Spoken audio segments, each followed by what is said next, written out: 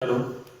ये audio podium में आपको एक कूलिंग माइक मिलता है, उसके साथ में आपको ये एलईडी लाइट मिलता है। ठीक है, एलईडी लाइट का कंट्रोल आपको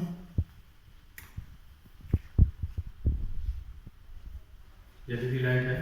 ठीक है, इसका कंट्रोल आपको नीचे नीचे सारे पोर्ट दिए हुए हैं, USB port, SD card port, LED light की आपको यहाँ पे साउंड को कंट्रोल करने के लिए सारे ऑप्शन यहाँ पे सारे पोर्ट दिए हुए हैं। नीचे आप देखेंगे तो नीचे अगर आपको एडिशनल स्पीकर ऐड करना है तो आप यहाँ से एडिशनल स्पीकर ऐड कर सकते हैं। ये इसका पावर केबल है, प्लग एंड प्ले। इसके इसके साथ में आपको दो माइक्रोफोन मिलते हैं। यूएसबी को कंट्रोल करने के लिए आपको रिमोट दिया जाता है।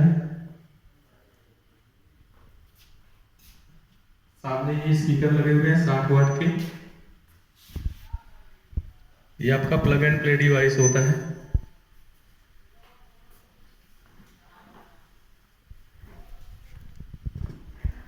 जो माइक्रोफोन होता है इसका रेंज 20 मीटर होता है।